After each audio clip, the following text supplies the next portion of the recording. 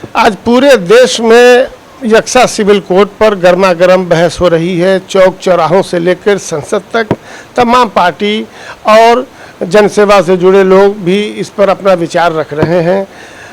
आज हमारे साथ प्रोफेसर शाहिद अहमद, वरिष्ठ जदयू नेता, समाजसेवी, शिक्षाविद मौजूद हैं। इनसे हम जानते हैं कि आखिर ये यक्सा सिविल कोड क्यों है, क्या है, इससे क्या फ़ायदा है, क्या नुकसान है। तो शाहिद साहब ये बताइए कि यक्सा सिविल कोड जो अभी लागू करने की बात हो रही है, लोगों से उस पर विचार मांगा जा रहा है, तो ये यक्सा सिविल कोड क्या है या इससे लोगों को क्या परेशानी हो सकती है? पहले तो आपके इस अपने चैनल पर बाइट देने का मौका दिया, इसके लिए आपका बहुत बहुत शुक्रिया और धन्यवाद। ये बात आपने सही कहा है, सिविल कोड अभी बर्निंग टॉपिक बना हुआ है, इसमें कोई शक नहीं है। पिछले मरतबे भी सेंट्रल लॉ कमीशन ने भी इस तरह का आह्वान किया था कि अपना अपना विचार दीजिए, और जैसा कि मैं जानता हूँ कि लॉ कमीशन ने जो भी व्यू आया उसके आधार पर उन्होंने जो फैसला लिया और जो व्यू दिया, तो वो सपोर्टिंग नहीं रहा मेजॉरिटी से देश के सामने। जो भी वहाँ अपना व्यू दिया हो लॉ कमीशन के मांग के मुताबिक, फिर ये लॉ कमीशन आया है। लेकिन एक नुक्ते की बात यह है कि 19 में इलेक्शन हुआ था, उस वक्त ही लॉ कमीशन फिर यही लेके आया था मुद्दा, और कल 24 में इलेक्शन है, फिर वो मुद्दा लेके आया है। क्यों आया है, नहीं आया है, वो आप बेहतर समझते हैं। तो मेरा ये कहना है कि लॉ अभी भारत में संविधान का राज है, हर पल पल पर संविधान है, और जहाँ ज़रूर आवश्यकता पड़ी है कि इससे जनहित में फ़ायदा होगा, तो संशोधन भी बहुत हुए, रिकॉर्डेड संशोधन हुए जो सरकार रही हो। कुछ संशोधन ऐसा भी हुआ है जो जनहित में नहीं है, तो लोग अपना बोलते बोलते थक गए, चुप हो गए। तो उसी तरह से ये आ गया सिविल कोड, चूँकि 24 में इलेक्शन है। भाई, जब संविधान हमारे सामने है, समस्त संविधान है, रिच संविधान है, और संविधान इस देश को सेकुलर और बना के रखे हुए है। आज सेकुलर अगर है तो बाबा साहेब अम्बेडकर की देन है, जो ऐसा कम्पैक्ट, ऐसा ठोस संविधान बनाया है कि कोई इंसान टस-मस नहीं कर सकता है। और जो संविधान का प्रावधान है कि हमको धर्म की अपना आज़ादी है, हम ही को नहीं है। सिर्फ ये सिविल कोड जो इशारा मिलता है सोशल मीडिया से, लगता है कि सिर्फ ओनली फॉर मुस्लिम्स है, लेकिन सिविल कोड तो फॉर ऑल होगा। संविधान जैसे फॉर ऑल होगा, तो संविधान सबके लिए है, कोई इस संविधान से वंचित नहीं है। अगर संविधान में ज़रा भी त्रुटि सामने लाई जाएगी, लाने का प्रयास अगर हो रहा है, तो देश का बहुत बड़ा नुकसान होगा। जिस संविधान मेरे पास है और सब फूल पल रहे हैं 70-80 बरस से, जब से किसी को किसी तरह का प्रॉब्लम नहीं है। जो जहाँ जिस सिमत जा सकते हैं संविधान को मनवाने के लिए लोग जाते हैं। और मैं बहुत ही गर्व के साथ कहता हूँ, अगर संविधान का कोई रक्षक है, अगर कोई संविधान को मेंटेन कर रहा है हिंदुस्तान में, तो न्यायालय है। चाहे वो लोअर कोर्ट हो, ज़्यादातर सुप्रीम कोर्ट और हाई कोर्ट है, कि न्याय संविधान है।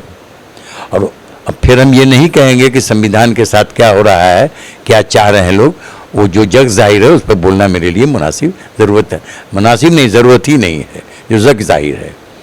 तो इसलिए हम ये कहना चाहेंगे कि संविधान में क्या त्रुटि है, क्या कमी है कि आप सिविल कोड ला रहे हैं। कारण क्या है उसका, आपको रखना होगा कि आपका एजेंडा क्यों है। आपको आवश्यकता पड़ी कि सिविल कोड जो है सो हमें मनरेगा चला देंगे, गरीब को, लेबर को काम मिलेगा, बैठा रहता है, इतना दिन मिलेगा, हम वो स्कीम देंगे, फलाना आवासीय देंगे, जैसे आप ठीक है, उनको दिक्कत है। इसमें कारण बताइए क्यों है इसके पीछे। संविधान में कोई त्रुटि है, संविधान कोई ऐसी मामले पर जनहित में खामोश है, साइलेंट है, लेकिन आप पब्लिक के सामने लाइए ना। खाली अपना राय दीजिए कि सिविल कोड है, ये तो कोई तरीका नहीं है। आप रखिए अपना, आप कन्विंस कीजिए क्यों लाना चाहते हैं आप। इसलिए हम व्यक्तिगत और अधिकांश लोग जितने बुद्धिजीवी हैं, जो टट्टू हैं किराए के, उनके बारे में तो नहीं बोलते हैं, वही फिर वही कहेंगे वही जगजाहिर है। लेकिन मेजॉरिटी जो लोग है भारत की, जो संविधान पास्ता रखती है, वो इससे सहमत नहीं है। एक सवाल ये पैदा होता है कि भारत में कई धर्म के लोग रह रहे हैं, फिर ऐसे भी लोग हैं एक ही धर्म के हैं और कई जाति है, कई प्रजाति है, और फिर उनके पूजा पाठ का तरीका, उनके शादी ब्याह का तरीका अलग अलग है। तो यक्सा सिविल कोड में फिर उन लोगों को कैसे समाया जाएगा? बहुत ही असल सिविल कोड के को लागू करने के मामले पर जो व्यू ले रही है लॉ कमीशन, उस पर जो आपने सवाल रखा है बड़ा चुपता हुआ है, बहुत सटीक सवाल है कि सिर्फ सोचिए, अभी छोड़ दीजिए हिंदुस्तान संविधान सब छोड़िए, आप आदिवासी क्षेत्र में चले जाइए, उनकी धार्मिक परंपरा एकदम अलग है। आप साउथ इंडिया में चले आइए, अलग अलग स्टेट में परंपरा हर चीज़ की अलग है, पूजा पाठ की अलग है। आप बिहार यूपी इस तरह के सेंट्रल इंडिया में आप चले आइए, वो अलग है। आप नागालैंड चले आइए, वो अलग है। केरला चले आइए, अलग है। मिजोरम चले जाइए, गुवाहाटी चले जाइए, वहाँ तो इतने सुजाति के लोग हैं जो समझा नहीं जा सकता है। तो पहले उसका समाधान का क्या रास्ता है? सीधे आप कह दिया सिविल कोड, बस सिविल कोड ठीक है, आप समझाइए ना कि समाधान इसका कैसे होगा, आप कैसे आगे इसका सोल्यूशन कीजिएगा। अगर आप कहते हैं कि नहीं आदिवासी जो कर रहे हैं डांस हम जो बता देंगे वैसी पूजा पाठ करें, तो संविधान के विरोध हो जाएगा। अगर साउथ इंडियन को आप कह रहे हैं कि ऐसा करना होगा आपको, तब फिर संविधान के विरुद्ध होगा। अब आप जो दलित हैं उनका पूजा पाठ हर परंपरा अलग है, जो आदरणीय है उनको मानते हैं, हम लोग भी मानते हैं, देखते हैं, वो भी अलग है, उनको हटाना पड़ेगा, तो फिर संविधान का विरोध है।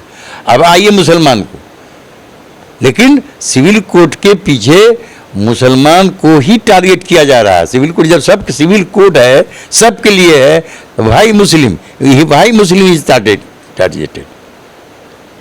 तो इसका खुलासा यही हो सकता है कि सिविल पिछला भी नहीं हुआ, ये भी नहीं होगा, चूंकि मास इसके साथ नहीं है।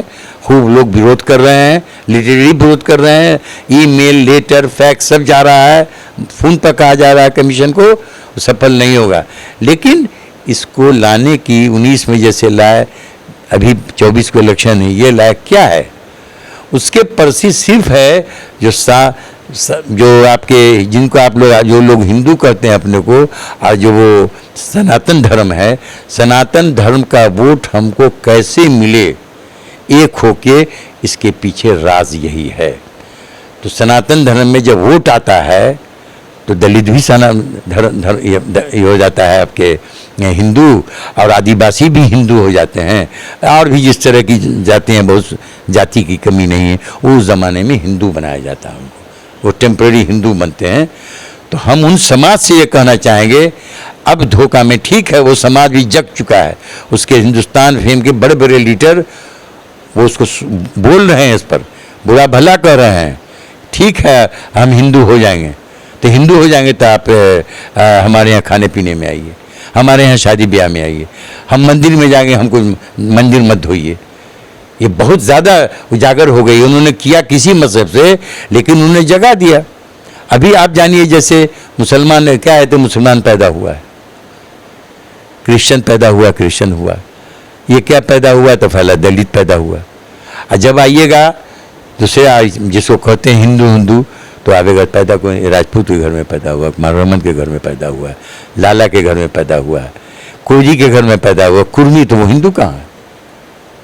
आप इतनी विभिन्नता है, इतना देश भाषा में, समाज में, अपना धर्म निभाने में संविधान के मुताबिक इतना बटा हुआ है, तो आपने कोई अपना मसवदा नहीं बना के दिया, आपने कोई अपना एक कुछ बना के लाते सामने पॉइंट। इन बातों को समाधान हो जाएगा और इसमें संविधान का भी आदर बना रहेगा, तो पागल जनता नहीं है भारत की, उसको स्वीकार कर लेती।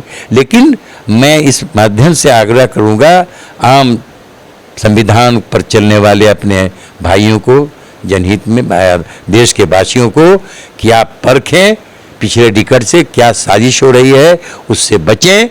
आप हिंदू रहें, मुसलमान रहें, सिख ईसाई रहें, अपनी जगह पर है, संविधान को पकड़िए, अटूट पकड़िए और इस बातों को कान मत दीजिए, इस पर चर्चा ही नहीं कीजिए। मनोविज्ञान करता है, अगर उनकी बात को आप चर्चा करते हैं तो उनका ही प्रचार आप करते हैं। चर्चा खत्म कर दीजिए आप, जैसे डिलीट कोई चीज़ मोबाइल से आप कर देते हैं। चर्चे में मत रहिए। अगर बैठ के आप चर्चा कर रहे हैं, इसका मतलब उनका प्रचार आप कर रहे हैं, उनके वाहक बन रहे हैं आप। इससे बचिए, इसकी ज़रूरत है। यक्सा आपके कहने के मुताबिक यक्सा सिविल कोड का जो शोषा छोड़ा गया है वो सिर्फ भाजपा का चुनावी मुद्दा है? 100% कोई डाउट। पिछले रिकॉर्ड से 1 साल पहले 19 में था तो उन्होंने कर लिया, फिर अब 24 में है तो 23 में कर लिया। तो स्पष्ट है, इसे इनकार ही नहीं किया, पर इनकार नहीं किया सकता है।